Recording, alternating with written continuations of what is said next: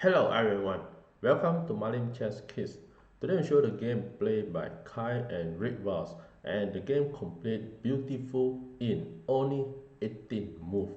And the game starts with the pawn to e4, c5, knight f3, knight c6, d4, and now the pawn c takes d4.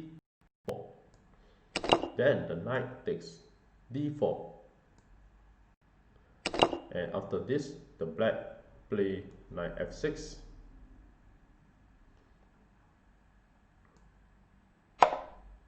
and after this the white continue to develop another knight to c3, then d6 was played, and this is the first 5 moves. You can see that this position is the white is slightly better with 2 of the bishop diagonal can open up and the knight in the center square. And after this the white continue to play bishop g5 attacking the knight, then e6 was played, and now f3 from the white, then black play a6 and preparing to push the pawn up and attack the knight at c3. And here the white play queen to d2 preparing for a short for a long castling, then bishop to d7 and long castling from the white, then b5 was played, and now h4, and after this b4 to attack the knight. So this is the first 10 move, and you can see that in this position the white is better and you have more activity for the white to play. Then the game continue with the knight c to e2, and now a5 from the black, then the knight capture the knight takes c6 and bishop capture c6.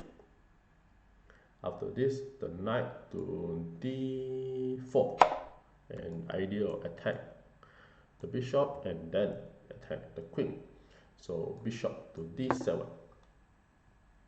And after this here come another good move from the white, and the idea was playing a knight to b5, and this knight you're able to attack the pawn and check the king, and this you have 3 pieces attack the pawn at e6, and the black only have 1 pieces protecting the pawn. So after this the black capture the knight, b takes b5, and here this is one of the tactical blunder that causes white to clearly winning the game. So if the game to continue and the white will just capture the bishop, so in the actual game after this the white takes the bishop takes b5 and check the king.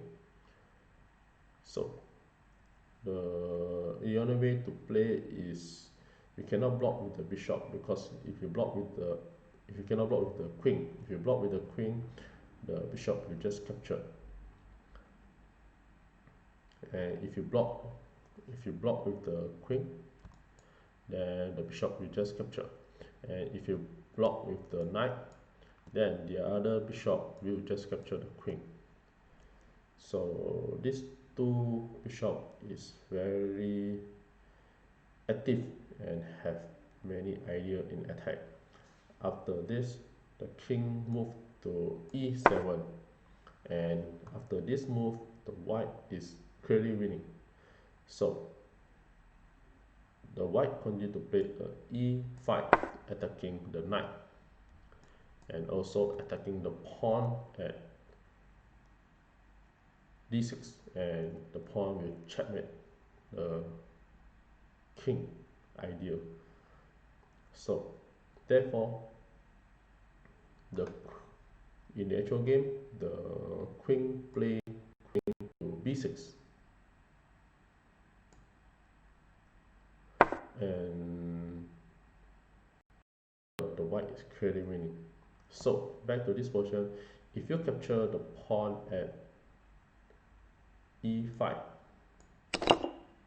then you have a checkmate in 7. So if the queen capture, the queen will be a bad move and will cause the position to be equal. After rook takes rook, then the rook takes rook, and the king takes rook, then the position will become an equal. So if the pawn capture, then the correct move will be the queen to d6 and check the king. And the king has no place to move, so the only way to move away from the check is to capture the queen. So after capture the queen, the rook will capture again. Then again the knight cannot be captured because it's being pinned by the bishop. So the king moved to e8, and now you have a open check, you have a discover check, so you can move any place for the rook. For example, you can move your rook to d2 and open check, or you can just move your rook to d6 and open check. So you have many ways to play. So for example, if you move your rook to d2 and open check, then the king will come out again to e7, and after this you can just double up the rook h to d1 and preparing to check the king again. So any move from the black, if you rook to d8, then you just capture the rook. So if you play the rook to c8, then you can just continue to check the king, and now the king will go back to e8. Then now you go for the horizontal check for the rook, such as rook to c7, and here is an open check, and now the king need to move. No place that you can move, so the other way is to block the check with the knight to d7. Then you have the rook takes the rook and checkmate the king, or you can just use a bishop to capture the knight and checkmate the king. So example, rook takes rook and check the king, or you can just use a bishop and checkmate the king. So in the actual game, the black move queen b6, and the pawn simply cannot be captured. And after this, the white is meeting the knight by taking a pawn takes the knight and check the king. And after this position, the white is clearly winning and have many amazing attack. And after this, the black just capture with the pawn and thinks that there's nothing wrong with capturing back the bishop, but instead this is a tactical blunder, because after this you have a mate in 2. I give you a couple of seconds to figure out how the white will continue to play and checkmate the king. Well, congratulations for those who found the answer, and for those who like to enjoy the show, I'll show you how the idea will work. So in this game, you can see that there is a 2 type of mate that queen can mate with a single piece and protected by another piece.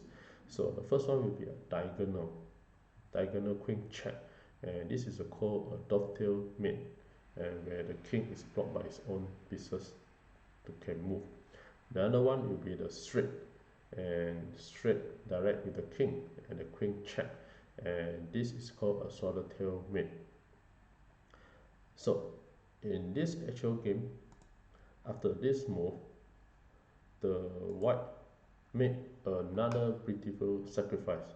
That is a bishop takes the pawn and sacrifice, and here you have a cross.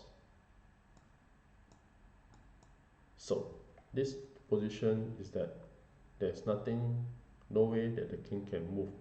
The only way the king is need to capture the bishop back.